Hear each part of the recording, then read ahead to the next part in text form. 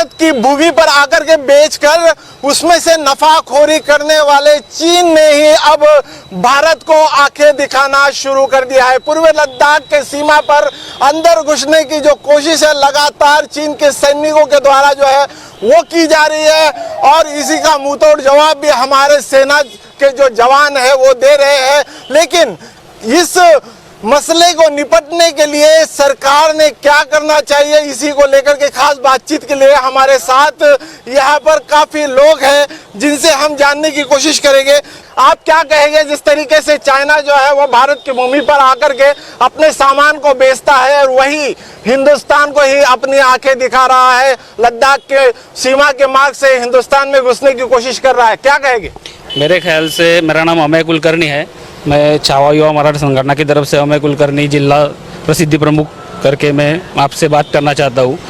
मैं कहना चाहूँगा कि भारत में इतना पोटेंशियल है कि वो ईंट का जवाब पत्थर से दे सकता है और भारत ने वो देना चाहिए और उसके लिए हमारे माननीय प्रधानमंत्री साहब ने उसके लिए शुरुआत भी कर दी है।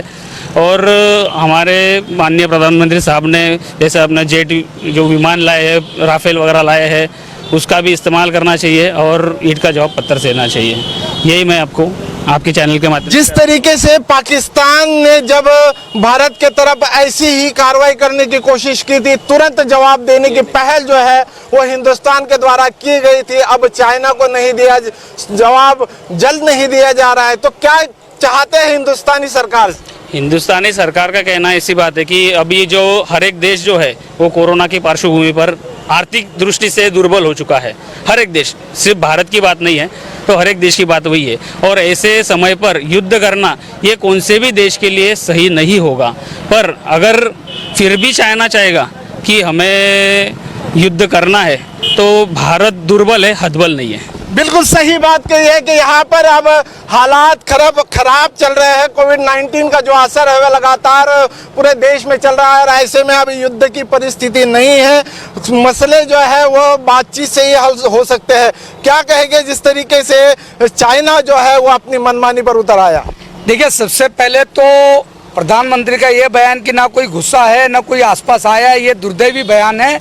हमें ये स्वीकार करना पड़ेगा कि चाइना भारत पर अटैक की पोजीशन में आ चुका है। आप इससे डिनायल में नहीं रह सकते।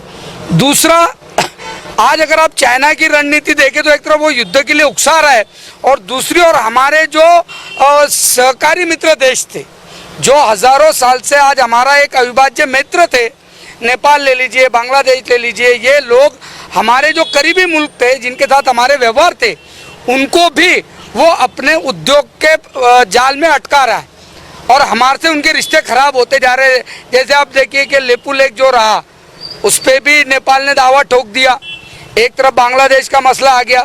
तो हमें एक तरफ तो वो उकसा रहा है और दूसरी ओर हमारे जो मित्र है उनको भी हमसे छीनने का प्रयास कर रहा है। तो सबसे पहले हमारे जो मित्र थे उनको हमें जमा करना पड़ेगा और चाइना को आइसोलेशन में डालना पड़ेगा। और उसकी जो विस्तारवादी नीति है ये किस तरह से आज हमारे लिए धोखा है, कल उनको भी धोखा हो सकती है, ये समझाने का वक्त इस वक्त मेरे हिसाब से दोनों लेवल पर हमको डिप्लोमेटिक कोशिशें भी करना जरूरी है।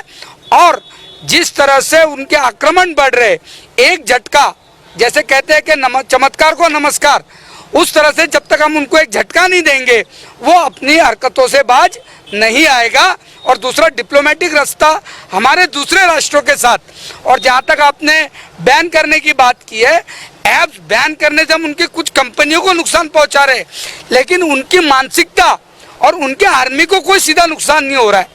एक उद्योग जगत के लोगों को हम नुकसान पहुँचा सकते हैं, लेकिन जब तक सरकार को या आर्मी को नुकसान नहीं होगा यह मसले का हल इतनी आसानी से नहीं हो सकता है। बिल्कुल इतने आसानी से मसले का हल नहीं होगा, क्योंकि सीधे तौर पर जो है ये बात सामने आ रही है कि ऐप बैन करने से जो है उनके कुछ उद्योग करने वाले लोगों को, उद्योगपतियों को नुकसान होगा, सरकार को नहीं होगा।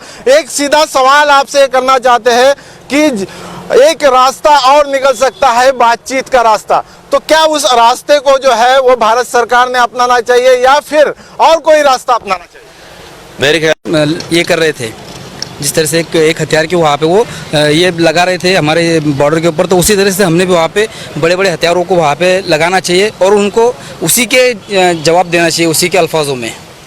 जिस तरीके से यहाँ पर लोग सीधे तरह से कहते हुए नजर आ रहे हैं कि चाइना से बातचीत के जरिए जो है वो मसले को हल करना चाहिए। अगर बातचीत के जरिए मसला हल नहीं होता है तो दूसरा कदम भी उठाया जा सकता है। लेकिन काफी लोगों का ये भी मानना है कि अगर युद्ध होता है तो कहीं ना कहीं नुकसान दोनों देशों का होगा।